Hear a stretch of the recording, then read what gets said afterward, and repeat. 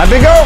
Hey, the games this weekend were epic. I mean, we had closeout games to beyond levels that has ever happened in the NFL. The Steelers needing the stars to align, needing the space shuttle to kick off one of the planets. You know what I mean? This is how epic it was in this weekend's game, and the Steelers almost pulled it off, Big O. They did. Big Tiz, can't believe we were going to talk about this, but the stars aligning, everything was lined up, we had it, then boof, out of nowhere comes this meteor and just knocks the crap out of one of them stars not aligned. And folks, what we're talking about briefly before we get into it, last week we beat the Packers 38-31. We're going to touch base on that. And we beat the Browns yesterday. We're doing a show early this week because we all know it's New Year's Eve. That's right. Tomorrow night and New Year's Day. So nobody's going to want to work on New Year's Day. So me and Big Tiz, we're getting our stuff together and we're bringing information from last week, yesterday, and combining it all together. But briefly, this is on the top of my head and everybody, it's ridiculous. Even not playing, Big Tiz, the referees still find a way to screw us. Yeah. Screw us big and screw us hard. Exactly. Big O's touching base on some of the things that happened in the game. This final game the Steelers needed to get in, Kansas City versus the San Diego Chargers, and Kansas City losing that game 27-24 in overtime. And I believe they could have really ended the game in regulation, with the penalty there that they had in the fourth quarter. Too many guys lined up on the right side of the line for the San Diego Chargers trying to block the punt or the kick, excuse me. Right. And that was a penalty. It should have been a penalty with a 5-yard added, going towards the goal where he could have tried to re-kick. It would have been a 36-yard field goal. No rushing around. But here it is, Big Tiz. And for those of you who keep the score at home, get your pencils, get your paper out, write this down. If not, look it up for you. I'm going to give you all the information. And basically what Big Tiz stated was correct. A penalty should have been called on the final kick. What happened was the San Diego Chargers lined too many defensive players on one side of the ball. And that is a legal formation. There is a legal formation on defense. And I'm going to quote the rule book because I had to look it up. There you go, and I quote, let them know. Rule 9, okay, folks? And for those of you listening on the radio, sit back and listen because I looked this up and I Googled it. So Google's right all the time. No, actually, folks, I did look it up in the rule book. Here it is, Rule 9, Section 1, Article 3 of the NFL Rule Book, page 51. I'll give you a second to go there. Okay, you're there? States that no more than 6 Team B players, I guess that means defensive players, or maybe even offensive players, may be on this line of scrimmage on either side of the snapper. That's the guy who hikes the ball. Snapper. On either side of the snapper. The rules adopted for player safety. The penalty is 5 yards, which is illegal formation. Never called. And the referees, you know what?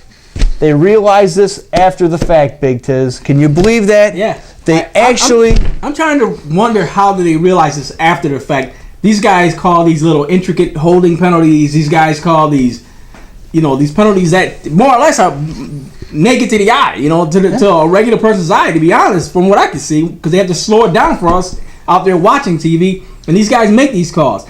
The referee was standing right there in the picture. Yep. In fact, there are 7 officials on the playing field at all times, not to mention the numerous officials up in the booth, and the Mr. Rivera, who is the overseeing of all the NFL officials in such an important game. I mean, a vital game. This right here. This knocks a team out of the playoffs. Now, I can understand if you're a San Diego Charger, how can we be losing to the team of second stringers?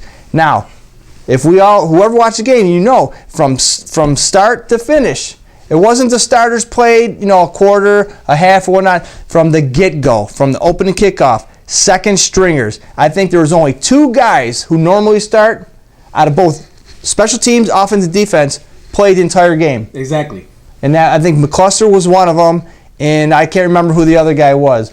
Well, McCluster, more or less, he'll come in on certain downs and things like that, kick returns. So I can't even really garner that as like a real starting position, but he was out there as well. But the thing about it is that these guys played hard. They played hard enough to win, and to lose like this, And I know a lot of people sit there and they watch and you listen and you think that, okay, you know what, you guys are crying because Pittsburgh lost, they didn't make it in, and Pittsburgh did put themselves in this position to have to want for another team to win or lose or whatever, which case it is. Actually, it's 9 teams in 2 weeks to lose. So any of those 9 teams, if they would have won one time, it would have been over. Exactly.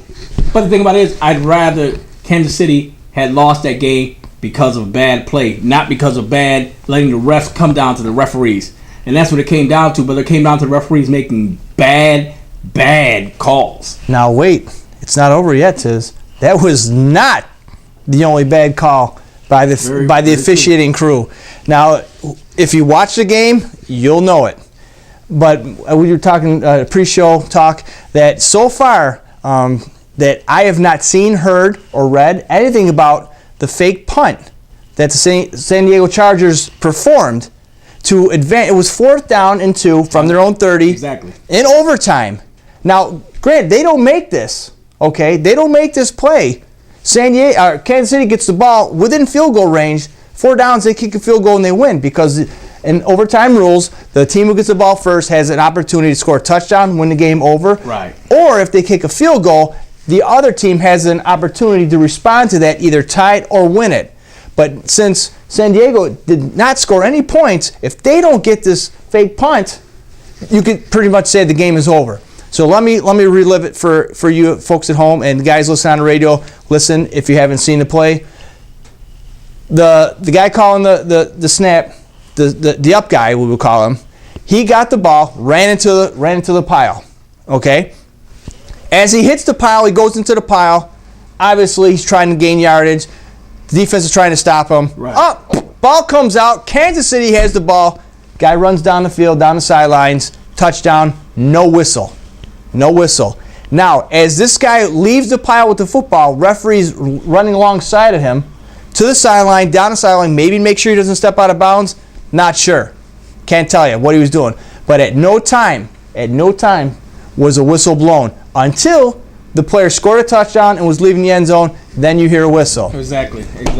Now, they all got together and huddled. Wasn't reviewed, though, folks. Was not reviewed. But the referees, the officials, did get together and talked about it.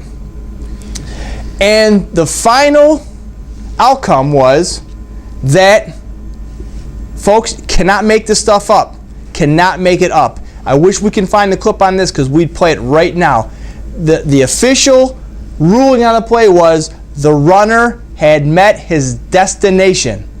The runner has met his destination. Big Tiz, can you help me out? How long have you been watching football? How long have you known about football? I'm not going to give my age out, but I'll say a long time. No, but you know what? I've never, ever, even with the rule changes, because we have to be up on the rule changes, because we can't go out here, we can't spout this and spout that without knowing, because then we look like we don't know what we're talking about, and that's the worst thing that we can do. So we investigate the stuff, we look it up, we make sure before we give it to you guys that we're pretty much 99.9% accurate. Right. Never in my life of watching football has I ever heard the term, the runner has met his destination. Yeah, I mean, I can understand, like, if he was in a pile and he was trying to strum for more yards, keep going forward, trying to get, towards the touchdown, and the pile stop moving. Okay, you blow the whistle and call him down. That's what the whistle's for, to stop play. Right, absolutely. But you don't just, while the guy's in actual movement, just say stop. It's like when Pittsburgh played Baltimore, when the helmet came off. Oh yeah. Automatic stop of play, in motion. Yeah, in motion. Stop. So this was not that type of case. Absolutely not. So I where his forward progress stopped, I don't know how do you just figure it? You just look at it and just say, oh hell, what did I just roll? I just stopped. I don't know. I can understand that. I don't blow the whistle. I just say he stopped. Now, what I've heard before, and I'm sure you football fans have heard, his forward momentum has been stopped, so the play is usually called dead. I've heard that before. I've seen it before. Right. But at that point, the whistle is blown. The play is dead. Right. So that way, somebody can't pull the ball out, stop do some kind of legal activity, or force the turnover, because the play is dead upon the whistle. Now, had this been the case, whistle should have been blown. Play is dead. No fumble. Exactly. Not the case here. But for some reason, shenanigans, Big Tiz, we have not heard anything about this. And that is the play of the game.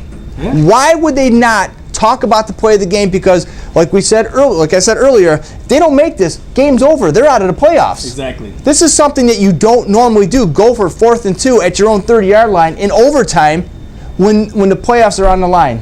Exactly. That's why I didn't understand the play. I mean, the refereeing this year, and I can say this because I'm a fan, it's been horrific. Bad. Yeah, I mean, horrific. You talk about replacement refs. I'm ready to see if we can try to get some of these guys back into camp and get them going, because this is beyond horrific. Nah. And something needs to be done about it. The NFL says they realize the erroneous of the game, That's nice. with the Pittsburgh game, but that does nothing for us as a Steelers fan. It's kind of odd they realized their problem after the fact. Exactly. That they should have known this, Well, the referee's watching and standing there, looking at everybody. I watched the game and I seen the whole line over on the right hand side. I'm saying to myself, isn't that illegal? That doesn't look right. Yeah. And I'm watching at home. That's getting paid to do this, and you can't see this? All 7 of you. All 7 of you. Not one. I've heard of 3 blind mice, 7 blind refs. I don't know. But enough said with that, because we don't want to keep on, we don't want to give the naysayers any more ammunition about why the Steelers didn't make the playoffs. When. We heard it all. Oh, stop your crying. 8-8. You shouldn't be in the playoffs anyways. But you know what? Any opportunity that you can have to advance, you need to take it. Exactly. And like Mike Tomlin says, we're in a situation because we put ourselves there. We made our bed. We need to lie in it. Exactly. So enough said of that.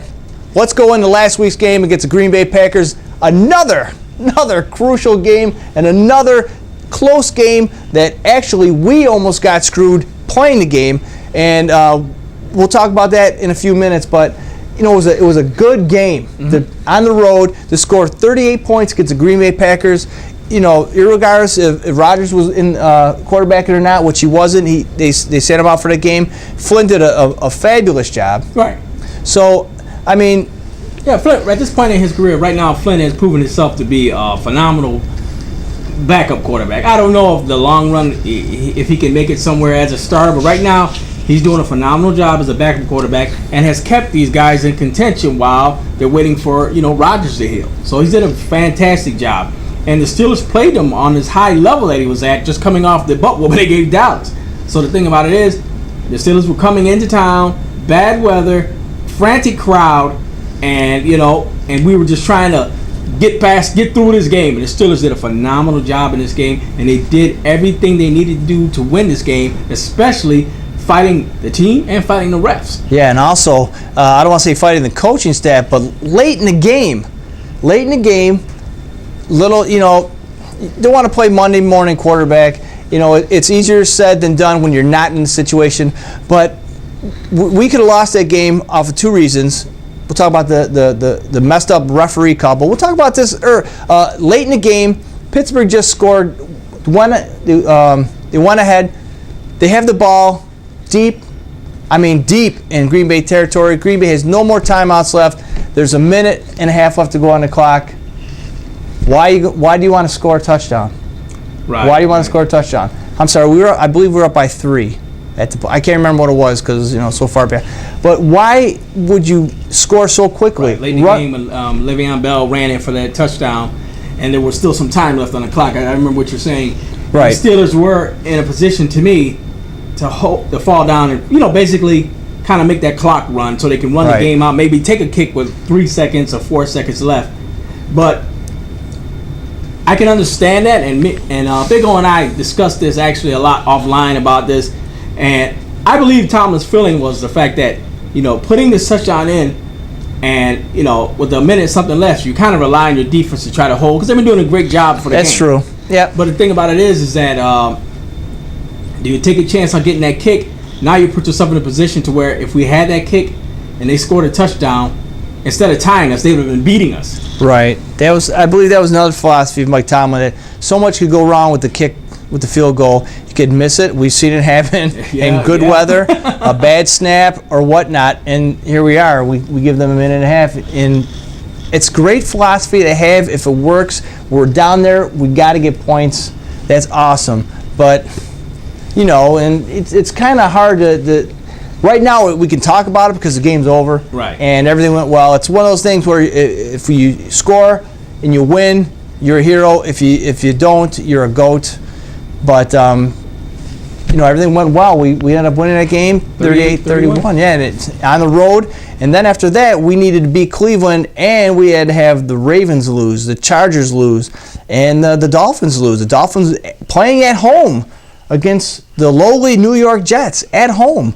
And they got annihilated, 20-7. I know it's not annihilated, but you can't say annihilated because of that loss at home. Knocked themselves out of the playoffs in front of their own home crowd, and everybody was amped up, and these guys went in there and basically laid an egg. Yeah, it was bad. Yeah, and we look at some of the other teams that the Steelers needed to lose. We also look at our vaunted Ravens. Ravens winning to Cincinnati. Thank God I became a Cincinnati fan for one day. And I'm sorry I had to say that. Yeah, we touched base, but the way the Ravens have been playing lately, and going into Cincinnati, it's number one. It's tough playing in Cincinnati. We know that. We've beaten them there before, but we know that it's tough playing in there. And this kind of scenario, this changes everything about the type of play that you're going to get. Now, mind it, Flacco is playing injured per se, and like we talked about before, how to defend Flacco. He just goes in the pocket and he throws the ball up. That's it. And he relies on his tall receivers to come down with the ball. Now, Cincinnati played that well, defended that well. They don't have the tall cornerbacks or the tall secondary. They played two men deep all time. And what happened? You see Flacco throwing the ball up, you see an interception. Mm-hmm.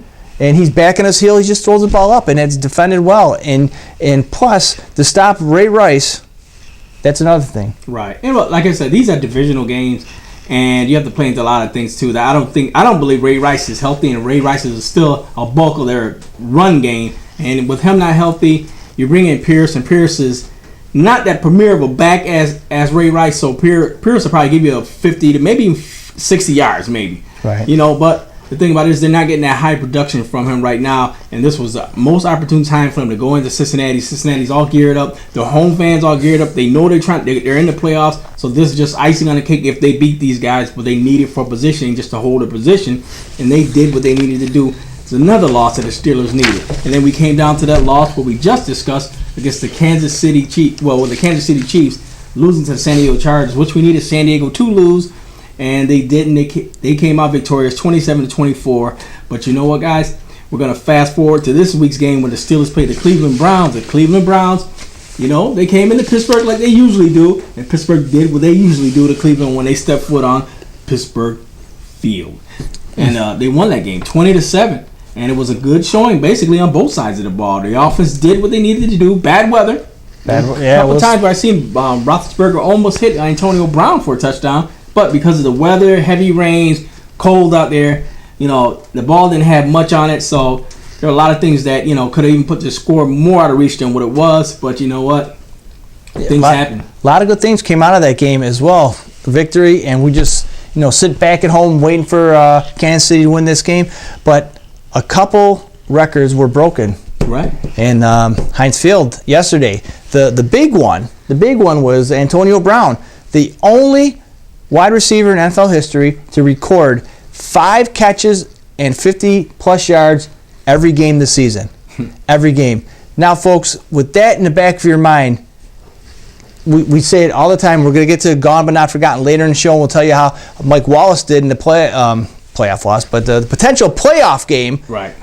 How he did. But we can't emphasize more than we did. The Steelers organization did the right thing by signing Antonio Brown. Not only record breaker, but Pittsburgh Steelers MVP of the year.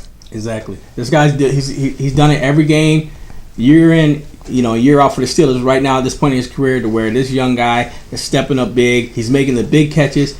He's putting up the yardage we need at crucial times. This guy is doing it all for the Steelers. And like you said, we have some guys on the side of him, Sanders and Cotry, who are guys that's trying to develop. But you know what? I think this year in the draft, hopefully we can find some high-powered receiver out there with some height. Right. So let's not knock Marcus Wheaton at all. Well, another broken finger. Right. So I mean, this guy's had bad luck this year, and hopefully next year he could. I can actually see him as being that type of player, like a game breaker. But he's a smaller receiver, but he's somebody I can see molding himself into a nice receiver, coming off these injuries he had this year, which kept him back in a lot of it. Plus, I don't think Kotry may not be around next year. So there's a perfect slot receiver right there in Wheaton, and that's the way it goes. Right. You know what I'm saying, Big Tiz? Another record. Le'Veon Bell broke Franco Harris's single-season rushing yard for a rookie. He blew it out of the water. Wow. And that's with Le'Veon missing the first 3 games, too, against 3 lesser opponents that we lost to. Yeah. Had we been able to establish, him as one of their elite players to get us going early in the season. Bell, a nice talent for the Steelers. Guy catches the ball out of the backfield, runs with the ball, and it was a nice added for the Steelers. And hopefully they can watch the maturation with this guy as he grows and as the seasons go on. I believe, and especially with the blocking, it looks like they're getting better. I don't know if they're getting better or it's to the fact that Roethlisberger's getting rid of the ball faster. I think it's Roethlisberger's calling his own plays. I think Very good I call. could be wrong. I think, Haley, like we talked, previous shows, I think Haley's finally, loosening the reins on Ben and seeing that Ben can control this team. You got to put the ego and the pride aside. Let this kid, Ben, do what he's been doing. Right. He's got 2 Super Bowl rings. Come on. This guy has a pretty good idea of what to do back there in the pocket. He called the plays back then. So, you know what? It was worth a shot. Didn't work. Let's play some Steeler football. And what impressed me most about Le'Veon Bell, if you didn't catch his speech, go to Steeler.com. And you could play his not his speech, but his interview after the game. Let me tell you, this kid's got class. Oh yeah, he's got class.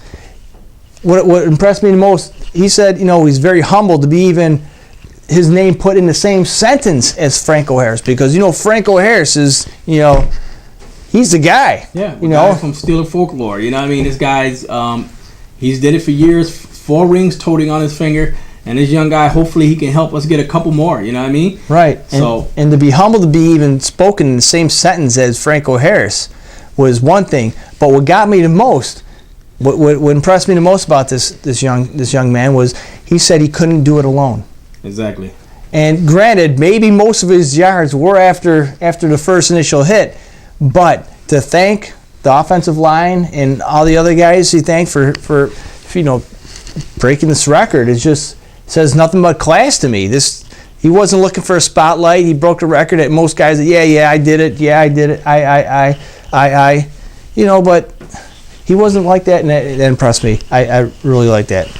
You know what, guys? Right now we're gonna go to commercial break. When we come back from the commercial, we're gonna talk a little bit more about some things that went right and wrong in that game versus the Cleveland Browns, and also we're gonna get you caught up on the injuries from that. Actually, these are since we're out right now, this season-ending injuries, and more or less, so guys get things fixed, what they need to get fixed going into next season.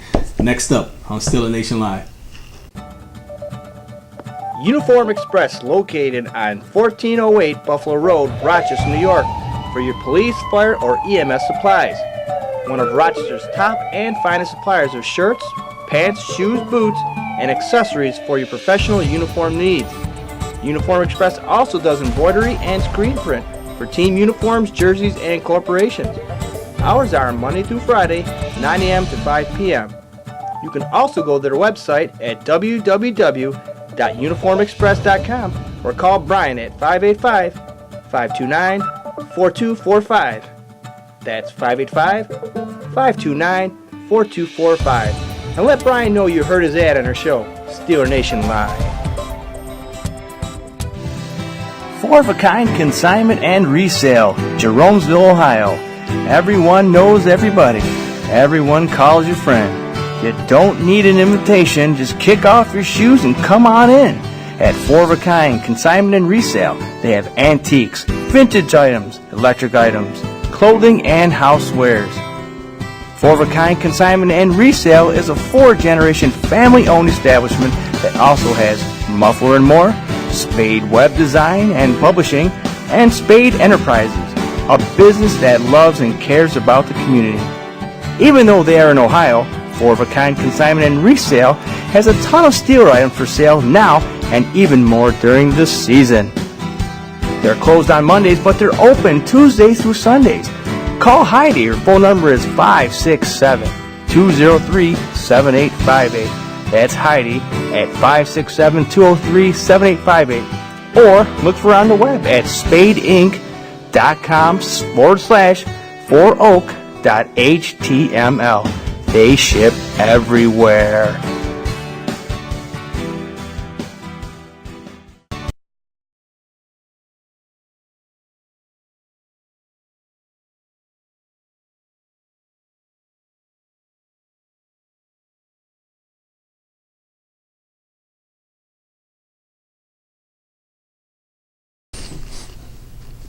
Welcome back to Steeler Nation Live here in Rochester, New York. I'm Big O. I'm Big Tiz.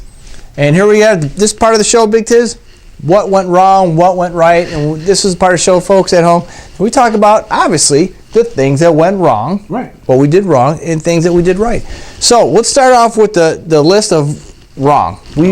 Nobody's perfect. No game is 100%. You're going to make mistakes. Right. We're going to start off with what went wrong. Not too many. A 20-7 victory, but there were a couple things that we need to work on, Big Tiz. But number one, I see a lot of it is, number one, I'll say it was Cleveland Browns stepping foot on Steeler oil. Ooh, that was when bad. When the Steelers were pumped up. And knowing that they had this game on the level to win it, and they did it this year. I'll say that. But number two, I'll say there was too many turnovers by Big Ben in this game. And a lot of them, I don't know if he, sometimes it seems like he gets too caught up in the moment sometimes. He starts winging his ball all over the place, especially when he's moving down the field, click, click, click, hitting receivers. And it's like he just gets so caught up sometimes, and he'll just make an errant throw. And before you know it, these guys either running the other way or they got the ball back in their own possession. Yeah. It really doesn't bother me too much if, it's like a third down and Ben's going long, trying to make something happen, trying to make a big splash play. And for whatever reason, he misses the cover two, and he gets the ball intercepted. It's like a punt, right? But you got to roll the dice, and so you can't do the short passes all the time.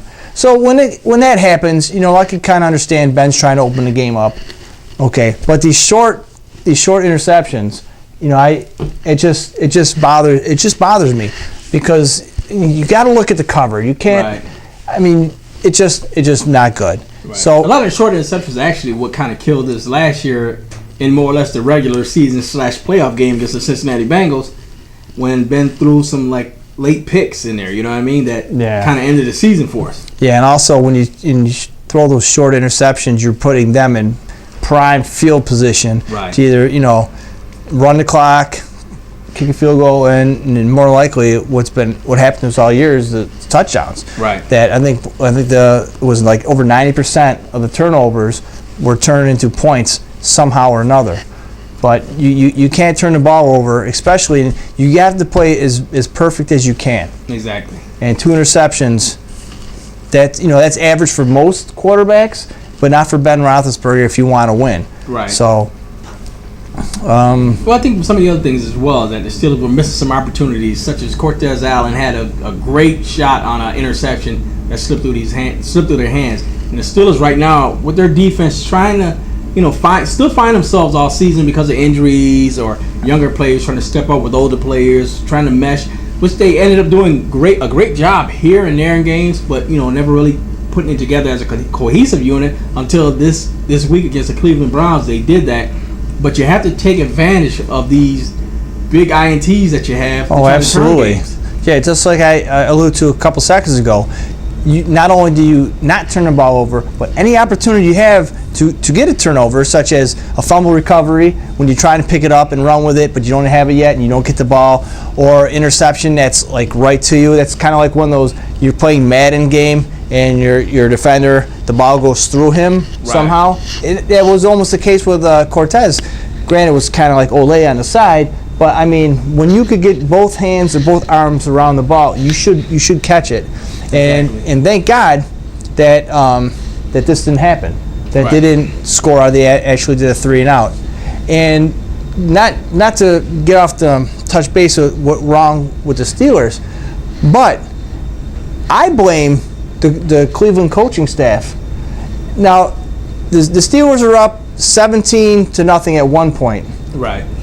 Now, they had the Cleveland Browns had 4 chances, 4 opportunities in field goal range, especially the first series. They were there, 4th and 2 at the Steelers' 20-something yard line, and you're down. You're only losing by 7. Why are you going to go for it? I didn't understand that either. I mean, don't get me wrong. Your team, you're looking like, you know what, we're out of it anyway, so let's try to get points. Let's try to get touchdowns or whatever. But the thing about it is that you're giving away easy points. Easy points add up to.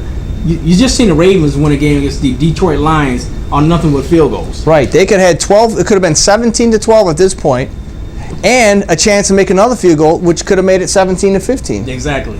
But I understand going for 4th and whatever. Late in the game, you need more than 3 points. But at the beginning of the game, first drive, you try to go for it, 4th and 2, and you're in field goal range. I mean, the weather, they had the part of the end zone that wasn't open, so field goal was definitely an option. Right. First drive of the game, or the second drive, whatever, it was still 7-0. You kick a field goal, but I got to blame this one on not only that the Steelers did a pretty decent job winning the game, but I think the Browns coaching staff helped them out.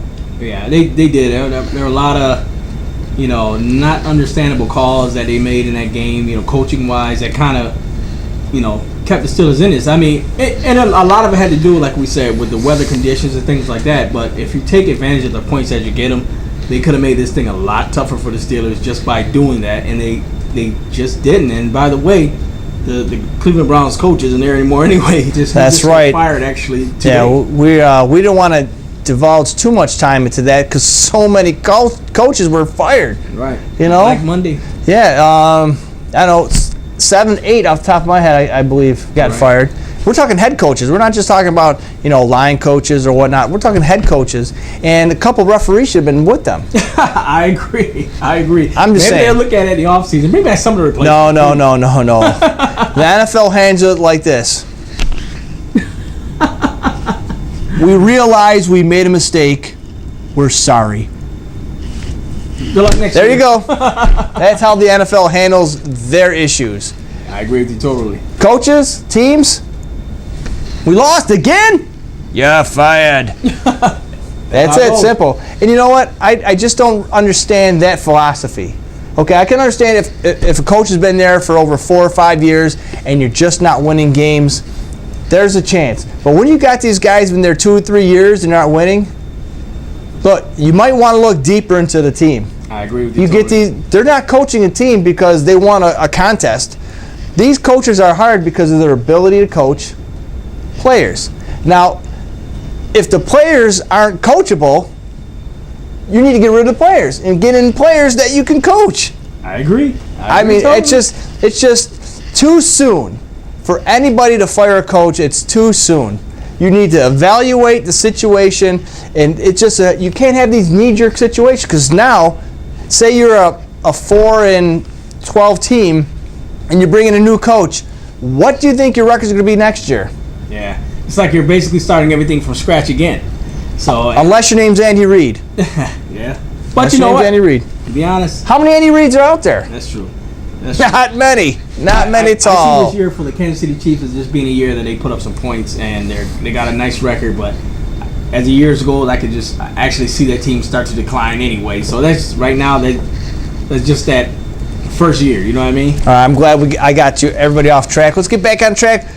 What went right for the Pittsburgh Steelers besides the victory? Big Tiz, a couple things. Well, number one, the offense was clicking on all cylinders. I mean, short passes. The run game was clicking. The run game, the offensive line was finally coming around, opening up holes for them to run through. So they had a lot of things like that. It was clicking on all cylinders. And the defense was actually out there creating turnovers, getting sacks. And that's where we finally had that game, what we all talked about, where everything was clicking on both sides of the ball. When you do that, you can have success no matter who you are. That's right. We didn't have McBride didn't throw a 30-yard pass to Polson this week as he did last week. I believe he misses Kong. I think he's a better quarterback, maybe a third quarterback as far as a punter. I don't know. Maybe you might look into that. No trickery this week. Right. But you're right. Now they're clicking, I wouldn't say on all cylinders, but this is the kind of, you want to see this kind of development around this time of the season, especially when you start off 0 for whatever. You know, like we talked about before, and you're big on this, Big Tibbs, that very easily we could have, just took a knee and just, roll out the rest of the season. But, you're right. Every time you say that we could have took a knee, but we didn't. We didn't give up. No, we didn't. And remember, at one point, the Steelers were like 0-4. Yeah. And, basically we were almost being the butt of jokes and people laughing, this and that. And, you're hearing all these remarks about knock, who's there? Owen. Yeah. Owen who? 0-4. 0-4, yeah. Come on, man, really? No things like that were coming up. Were you, third grade? And now look at it. Who was laughing then? The Steelers were almost on the verge of getting into the playoffs. Yeah, and all the haters are on the edge of their seats. Exactly. And you're watching these games because a lot of them didn't want Pittsburgh to get in, or you had guys that, who laughed at Pittsburgh at the beginning of the season and who were actually Steeler fans, and now they got to sit there and say, oh my God, we might do it. Yeah. You guys, I'd rather you go ahead and go where you got to go. Go to Cowboy Land, go to wherever you got to go. Don't stay here. No, we don't need you. And even with my prediction 12-4, I came to a realization during midway through that, we weren't going to be that. But I still had hopes, or I still thought that we could make the playoffs. And we almost did. And that's the thing about the Steelers. Steelers is an organization, we just don't give up. We put it there and we try to make it. We keep trying to find ways to make it. And that's why the Steelers have the only organization in the NFL right now that we've only had 3 coaches since the 60s. Yeah. And that's developing the players. That's not just drafting somebody and saying, okay, I'm a linebacker, you're a linebacker.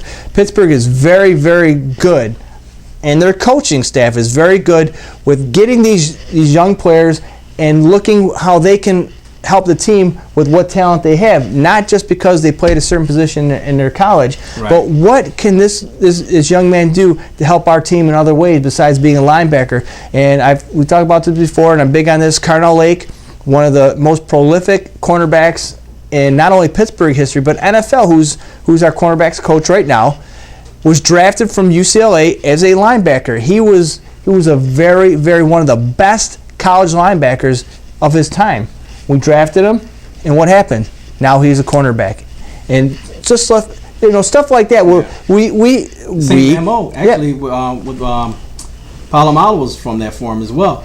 USC guy, and Palomalo actually was a linebacker. Yeah, linebacker / safety, but more or less a linebacker. So the Steelers, we learn from history from the Steelers, and the Steelers follow that type of term, and we put that into like molding those players. Oh, absolutely.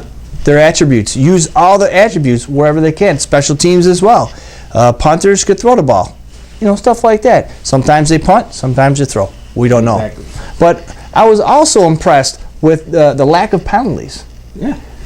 Rarely you have the minimal turnovers and you have low penalties.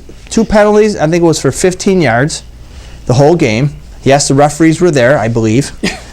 But it just, that's talking about clicking on all cylinders, that's kind of the stuff that you need. Not backing the ball up, not stopping huge plays on 3rd down and long where you get the usual holding penalty or whatnot. But stuff like that. Special teams didn't let the kick returners run down the field with the ball. Right. We had pretty decent coverage on the punts and the kicks. It's just stuff like that happens when you don't turn the ball over a lot. 2 times is a lot. 1 time is a lot. But still, you keep those as a minimum, and you keep the running game going. We'll talk about the stats in a few minutes with Le'Veon Bell. I think he ran 90 yards. Right. But stuff like that. A lot of things. Antonio Brown breaks the record. Le'Veon Bell, we talked about that, broke Franco Harris's record. There's a lot of pressure on a QB as well that they put on from the defensive side. We kind of contained their run. Yeah, a nice little young guy there that was getting some dipsy doodle type runs in there and here and there. But it's bad weather, And I believe Edwin Baker. Right. I believe he ended up with 60 yards or so. Something like that. We'll talk about that. It was decent yardage for him, but the thing about it is the Steelers contained it, and they tried to force the ball into the area to where they had to throw the ball. And they did a great job doing that. So overall on the defense, the pressure was great, and the defensive side of the ball was awesome. And like I said, the defense never let the Cleveland Browns get into any type of rhythm. Oh, absolutely. Once you put the pressure on the quarterback, especially a young quarterback, not a rookie, but a young quarterback like Jason Campbell, I mean, you get him off his game, and especially in Heinz Field, they're visiting, hostile crowd, big crowd. You got the Steelers in your face, right? Bad weather, all those things come into play, and it helps out the team immensely. Right. So, and let's look at it this way: the O-line, they only gave up, I believe, 1 sack. That's true. And a couple times that Ben just took the ball and just didn't have a chance to grip it, and he just threw it. Almost had a couple interceptions by doing that, but once again, it's Ben trying to get that ball out quickly. Exactly. Well, you know what, guys? Let's talk about some of the stats from that game with the Steelers versus the Browns. Now, the overall total yardage for the Steelers was 292 versus the Browns 293. Very, very close in comparison. The thing about it is, like I said, the Browns did a lot of late things of throwing the ball, trying to get back into this game. So they were trying to pile up some yards here and there. So that's where that comes in right there. Also, all those times they went on 4th down and they didn't punt. So there's more times you get more yards added on. Exactly. And the penalties for the Steelers, 2 penalties for 15 yards, as we just talked about. The Browns, 3 penalties for 30 yards. Not a lot. So there were not a lot of penalties in this game. Like you said, I don't know, were there replacement refs out there? I'm not sure. Yeah, because, division rivals, there's a little, it gets chippy. Exactly. It gets chippy once in a while, but it didn't happen there. And turnover-wise, the Steelers had 2 turnovers. The Browns had 2 turnovers off of us. The 2 costly picks, not costly, I wouldn't say. Oh, of course they're costly. But they were picks. And time of possession for the Steelers, 30 minutes, 17 seconds. The Browns, 29 minutes, 43 seconds. So this game, if you look at it from the numbers right here in these stats, it looks like it was a dead-even type game if you look at it. You're looking at a game that might be like 10-10, 10-13 or something like that. Right, but that's what we talked about earlier in the season. You have to capitalize in situations. When you get that opportunity to score, you need to score. And like you just alluded to, the closeness of pretty much the stats so far, the yards, time of possession, I think we had it like a couple more seconds than they did. Penalties, turnovers, pretty much there. But if you don't take advantage of those opportunities to score, you're going to lose. Exactly. And you are correct about that. Let's go over some of the individual stats for the Steelers. All right, Ben Roethlisberger, 19 for 31, only 179 yards, but they were big 179 yards. 1 TD to Cotchery early in the game. Right. And those 2 interceptions that we keep on talking about, because there are only 2, we have to talk about something. I mean, usually the laundry list is so big of things went wrong, so we're just going to kind of harp on those interceptions. Le'Veon Bell, 20 carries, 90 yards, 1 TD with an average of 4.5 yards a carry. Not bad for this young guy. And we're not, as much as we put the Cleveland Browns down, they do it all because of themselves. But, no, they have a great defensive line, a young defensive line. And like we said earlier, that most of these yards that Le'Veon got were after the initial contact. Right. The Browns are hitting him in the backfield. But what this kid does is spin and turn and move, and he's just not waiting all day for a hole. He finds a hole, and this is yards after the first hit. So, kudos to Le'Veon. Antonio Brown, once again, 9 catches, 87 yards.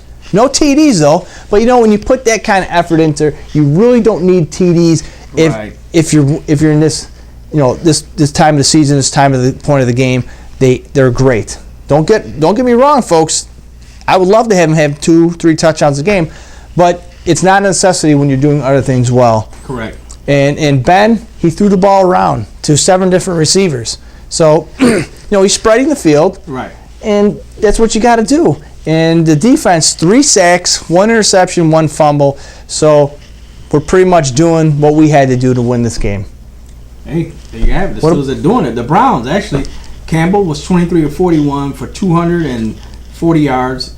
And their running back, Baker, which we 18 carries, 69 yards. It was an okay day for a young guy just coming out and showing what he has, his wares. And the Browns, they do have some pieces here and there what they can work with, but now you got a new head coach should be coming in, so who knows what's going to happen next year for the Browns. I think it's a lack of leadership on the Browns. Yeah, take these young guys. What's the running back? Fozzie. What's his name? Fozzie Whitaker. Whatever. Right. He scored a touchdown. That was like 2 carries for 38 yards, 1 touchdown. That was a garbage touchdown. Right. But I mean, Edwin Baker came into this backfield a game or two ago, and he's just taken over the running game. It's just that there's no sense of balance in the backfield. Who's going to be running the ball? Who's going to be throwing the ball? I mean, Campbell's the man, obviously, but who else can they go to? Exactly. And this is why the Cleveland Browns are the Cleveland Browns. They're the butt of our division, and there's reason for that. There's no leadership. There's the coaching staff is horrible. They can't, lead the players, and you get all these great players that they get rid of, like Trent Richardson. Give this guy a couple of years to develop. You're playing on the Cleveland Browns. Why you want to get rid of him? Yeah, I don't know. Sometimes they make a lot of rush movements, and that's not good because you gotta sometimes let some things pan out to take a look at some guys. And let's look at the big play guy for the Browns, the wide receiver Gordon. 7 catches, 82 yards, no touchdown. And why do you think that was? Who's covered him? Cortez. Oh boy, wasn't Ike Taylor, was it? Yeah, I believe the days of Ike Taylor being on the main receiver are pretty much not there anymore. And if we can use him as a second receiver, let him cover the other ones, I think he's better suited for that. Yeah, nothing. I mean, we all have our rules, our places.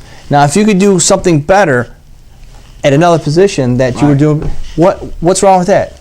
Nothing at all. Whatever helps the team win. That's right. And if you get these rings like the Steelers have, you have to do it, but it's a team effort. It's not just a one-person effort. You don't get a ring for how many interceptions or tackles you make. You get a ring for winning a Super Bowl. Exactly. And we talked base about that with, was it Willie Parker or Mendenhall, who was upset because he didn't get the ball enough, and Tomlin put him in his place, said, when I walk down this hall, I don't see trophies for rushing championships. I see for Super Bowls.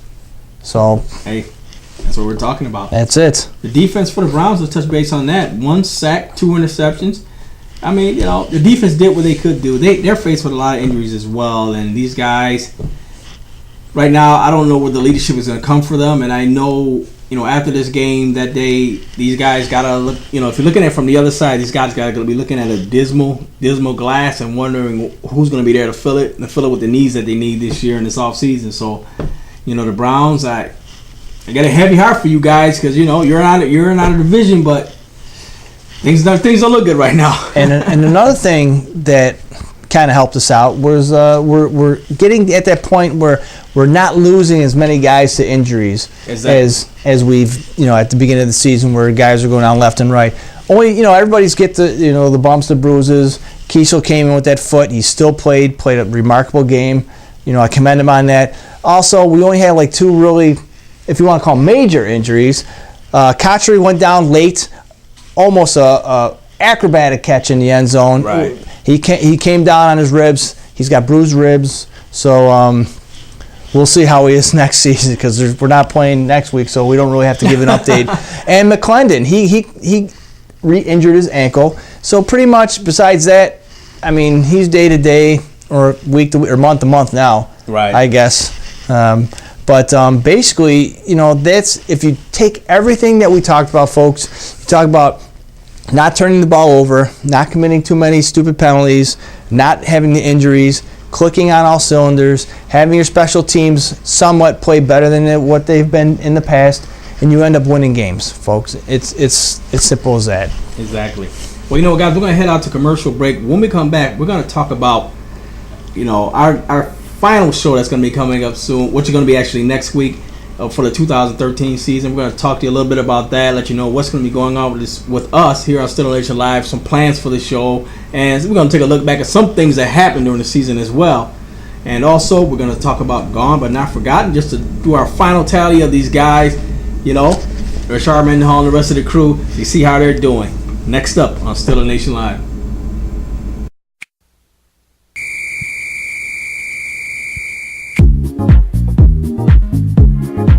It's Spaghetti Sports Pub, located at 2246 East River Road. A perfect blend of Irish charm and Italian cuisine.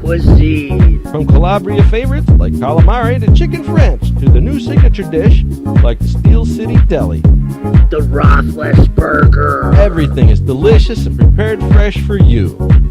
They offer a full lineup of your favorite beverages with drink specials daily, and don't forget their $5 Monster Bomb. Ice cold beer. All day, every day. With 2 floors of seating and 20 high-def televisions, there's not a bad seat in the house to catch every minute of the NFL action. Watch what you want. McGinney's is the official home of the Rochester Steelers fan club. Steelers! So come on down to McGinney's Sports Pub, 2246 East River Road in Henrietta. SteelerNationLive.net. It's live. Join Big O, Big T every Tuesday night at 7 p.m. Here's only in-depth analysis of the Pittsburgh Steelers. Black and gold. Game review. Injury report. Injury releases. Who got fired? Fantasy stats. Fantasy football. Rumor. Anything and everything you want to know about the black and gold. SteelerNationLive.net.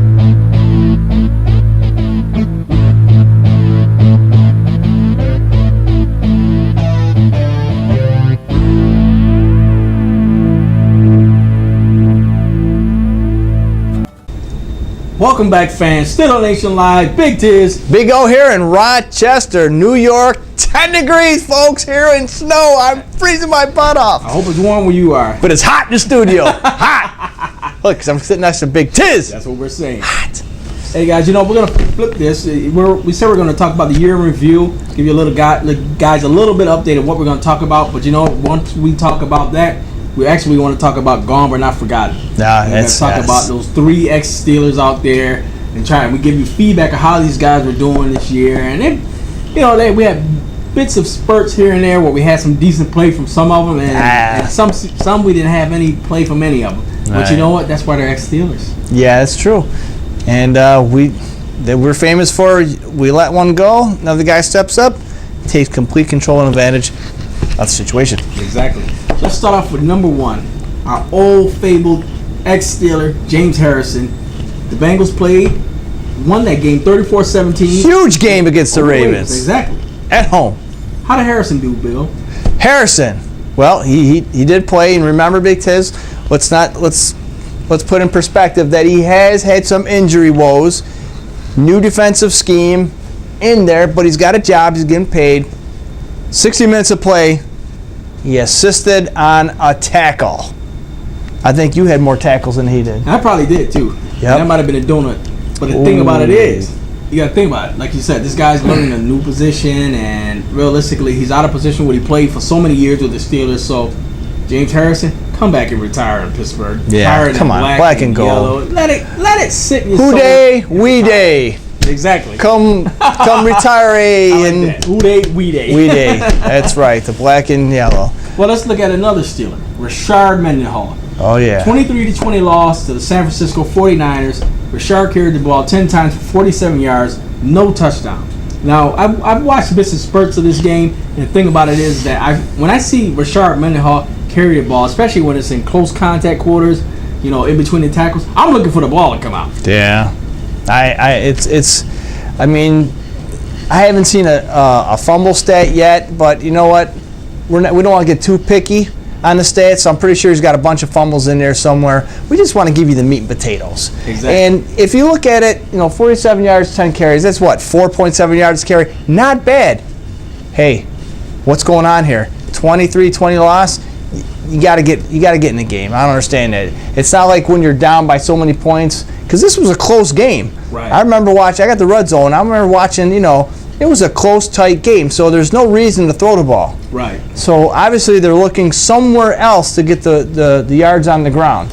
Yeah. Could be wrong. I don't know, but stats don't lie. It's black and white. This guy's had a rough season out there in Arizona, and a lot of it is due to himself. Coughing the ball up a lot, which he did in some of the seasons with Pittsburgh, and cannot really be counted on as a true effective rusher for this team. So who knows where he's going to be next year? I don't see it being in Arizona.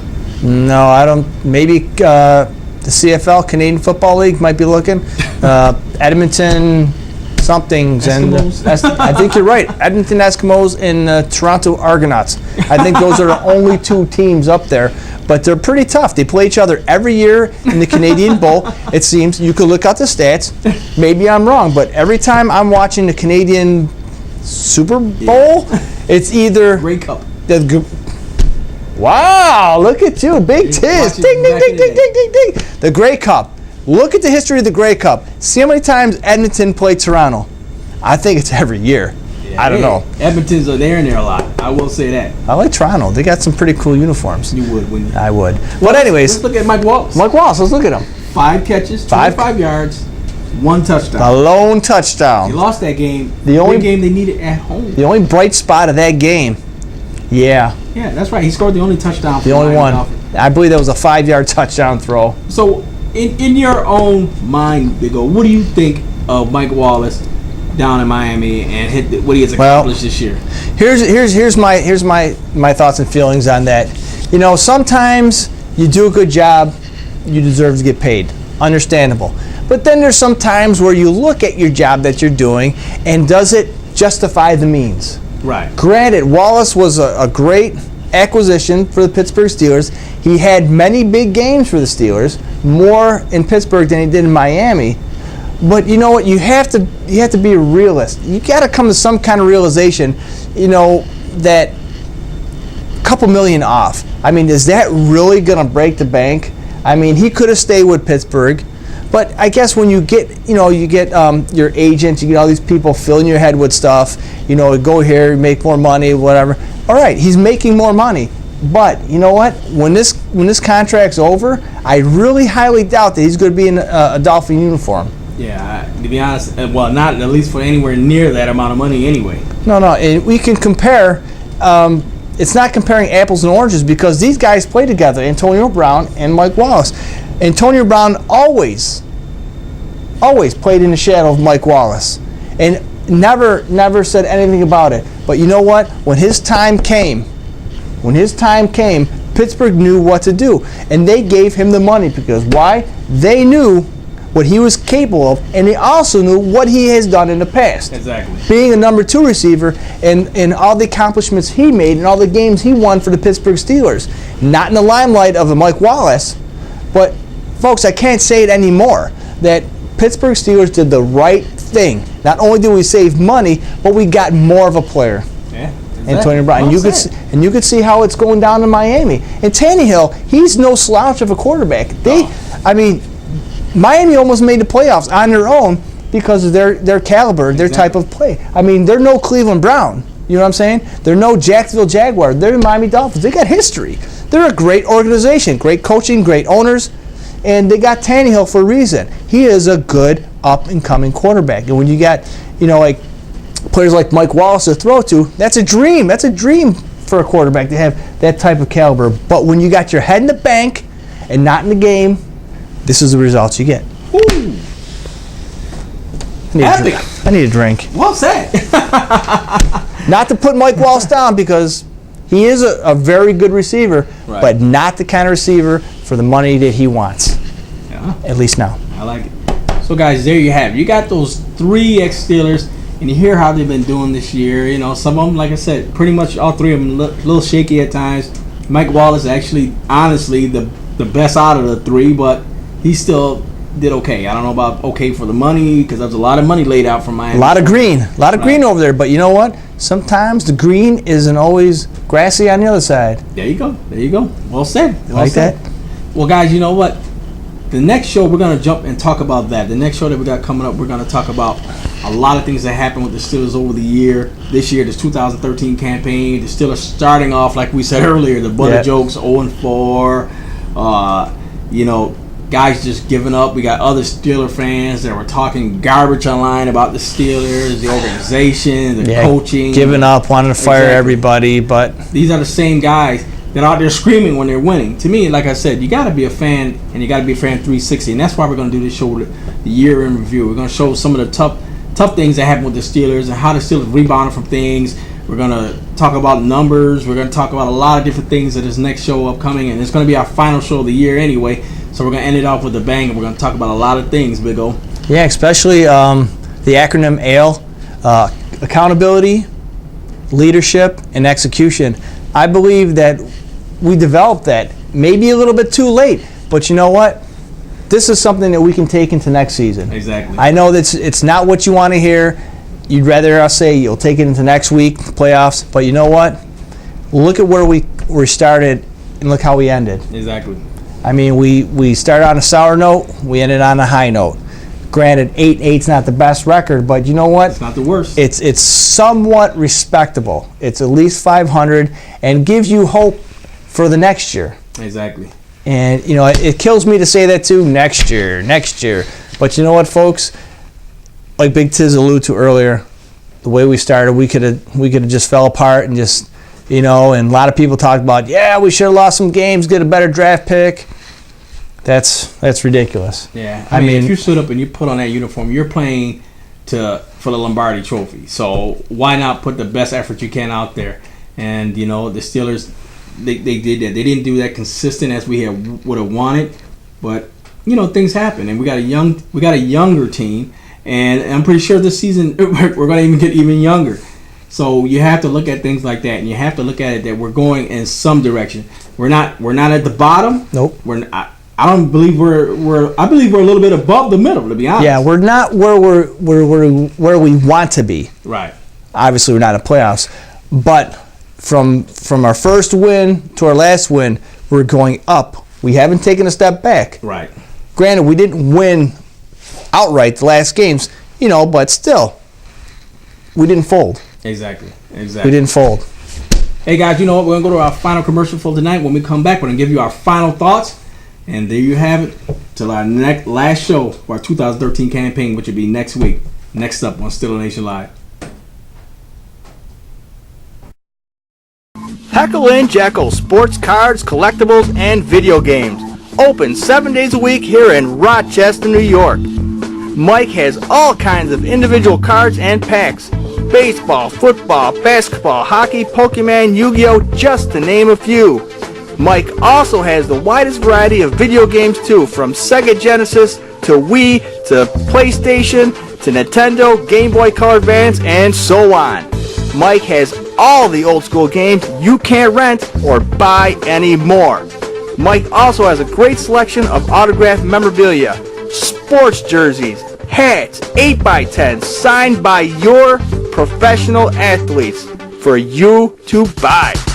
He also has video game, Yu-Gi-Oh, and poker tournaments, Beanie Babies, Bratz dolls, sports figures, and more. Mike runs the show 7 days a week. Call Mike, 585-889-9130. That's 585-889-9130. Folks, if you're not in Rochester and you're looking for that hard-to-buy memorabilia, call Mike or look him up on the web at heckjack@rochester.rr.com. Once again, folks, that's heckjack@rochester.rr.com. But if you are in Rochester, you can go down to Chile Avenue, that's 3240 in the Chile Paul Village. Welcome back to Steeler Nation Live. I'm Big O. I'm Big Tiz. And here we are. This is the part of the show we give our final thoughts of the week in review, the game in review. And Big Tiz, since he's the man, he always goes first. I'm in the shadow. Go ahead, Big Tiz. Let's hear your final thoughts. Hey guys, I'm gonna give you my final thoughts for the night. Big Tiz here on Steeler Nation Live. You know what, guys? I'm gonna call this session right here for me. I'm gonna call it out. The reason I'm gonna call it out is because the Steelers did all the things they had to do, but we ended up being out. And when I say that, I mean the Steelers won the big games they should have won. Going back to the Green Bay with the upsets and the games that we thought that they wouldn't win, they won. The games that we thought they should have won, they lost. And that's why we're in this position when it comes down to it, being out. And look at me, I'm a long life Steeler fan, love the black and yellow, wouldn't want to be anywhere else. But as I sit there and I watch these playoff games with us sitting on the outside, it's hard to watch. It's hard to watch knowing that we had a game here or there. You look at the Oakland Raider game. You look at these easy games. You look at the start of the season when we lost to the Tennessee Titans. We lost to that one, and we started the game in a winning position where we're up 2-0, the fastest score that he ever had in the history of the NFL. And we ended up losing that game. So, like I said, The only reason that the Steelers are where they are, and us as Steelers fans have to realize that they're out because of our own play and our own actions.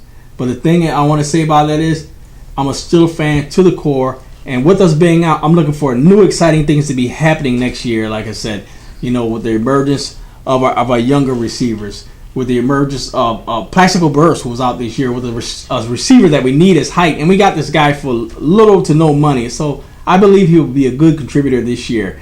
The injuries that happened to the Steelers that kept us out, Le'Veon Bell being out for 3 to 4 games before the season even started, these are the things that hurt the Steelers, and we have to look at it. And bad calls in the referee staff.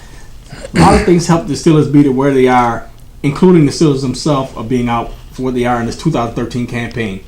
8-8, is it a horrible record? No. Is it the best record? No.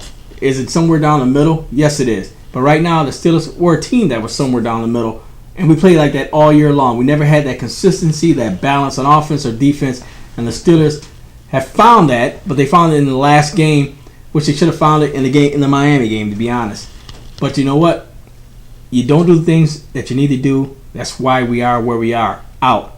But it's Steelers next year, black and gold forever. We'll do it right next year. And I'm looking for our coaching staff with Mike Tomlin in tow. This guy brought us from an 0-4 deficit to almost on the cusp of making the playoffs. With all the, like we said, the butter jokes, the Tomlin jumping off the sidelines against the Ravens, whatever, the Steelers still kept playing and still almost made it. That I do love about Tomlin, and he did put that effort into the guys this year. And these are younger guys. These are older guys that are trying to fill positions. Ike Taylor now starting to realize he's not that number one receiver. Now he realizes he's out as a number one defensive back, and so he'll have to recover their number 2 receiver on other teams. But you have to do, as Big O said earlier, the things you need to do to win. Those Lombardi trophies on the way when you're walking out to the Steelers stadium. Those trophies are there for a reason. It's because of teamwork, and teamwork put it there. So you know what? We're out this season, but you know what?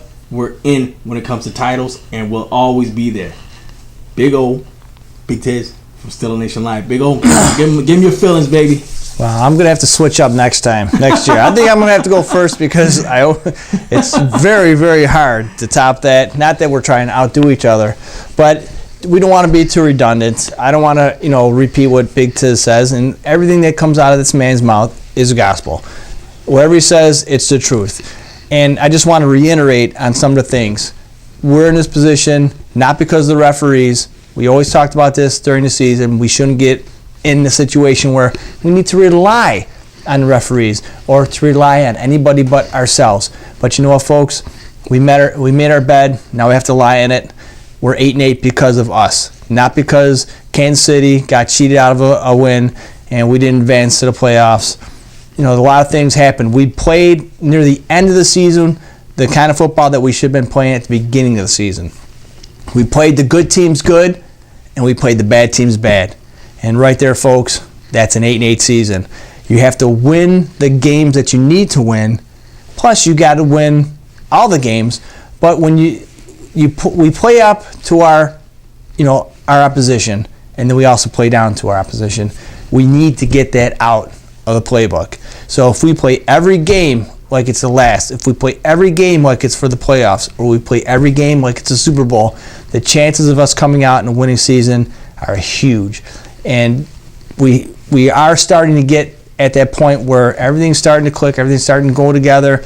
What you need to do to win a game. Unfortunately, it came too late in the season where we couldn't pull ourselves out of the water and get some air. So that's what it is, folks. We have to live with it. We have to eat it up. But like how Big Tiz alluded, you should be a Steeler fan, whether we're 0-16 or 16-0. And for people to jump ship and, start calling for people's heads to be fired and stuff like that, that's what we call knee-jerk reactions that definitely won't help the team, but hinder the team. We have what we have for a reason. We just need to make that better. And we just learn from our mistakes from this year, and hopefully it'll roll into next year, and we won't have as many injuries, we won't have as many losses, and we'll win the games that we have to win. So I think it can be done. And every year I expect nothing less than a Super Bowl, But right now, at the season where we're out, like you said, Big Tiz, it's not in the forecast unless NFL does something and just fix the debacle that they did against Kansas City and San Diego. We didn't even go into the. Did we talk about the blocked field goal, the Green Bay game? I don't think we talked about that. No, we didn't. Oh, about folks. Let's get back. Let's rewind a little bit. And this is another play, but actually they tried to screw us in the stadium. Blocked field goal. We recover. I don't know. Clark tried to pitch the ball. Didn't work out. McClendon hit the ball, went forward. Penalty. Referees gave the ball to Green Bay at the 1 yard line first down. Where Eddie Lacy just danced right in for a touchdown, which could have been the game breaker. But we've learned during the season not to give up at this point. And once again, we could have been screwed out of a playoff game because of that, which didn't happen. Yeah, because we came back, we won that game. But the tenacity of the Pittsburgh Steelers, not to give up attitude this part of the season. I was proud of them. Yeah, very proud of them. That was a huge win on the road in Green Bay. But you know what? Let's talk about some other losses. Raiders, Titans, Dolphins at home. Right. Come on. It just wasn't the year. It just wasn't the year. It wasn't meant for us. But you know what? Next year, it will be meant for us. Exactly. Hey, guys. Well, you know what? That's our final thoughts for the night. And actually, you know what? We have New Year's coming up. And we want you guys out here to have the best of New Year wishes. Excuse me. We've been hitting the bottle already? Of the New Year wishes from Still Nation Live from Big Tiz and Big O. And we want you guys to be out there, drive safe and be safe, because your families in this new year, we want you guys to go out and come out correct so you can be there to enjoy another successful season of Still Nation Live and watch the black and gold forever. Right. We want you back next year safe and sound. We want you back next week safe and sound. This weekend, in fact. So, folks, if you're gonna drink, please don't drive. Please, not just for you, but for other people, your family members. And if you're gonna drive, don't drink. Exactly. Have a safe party. Have a fun party, but do it in your home. Don't drive anywhere. Don't go anywhere, because you know what? You might be the one who abides by all the rules and the laws. You're a designated driver. You're not drinking. You're not driving. You're coming home with your family. But unfortunately, somebody didn't feel that same way, and then they do something horrible and kill you or your family. So, folks, have a great time. I recommend everybody stay at home. Have a party at home. Have a sleepover. Take the people's keys.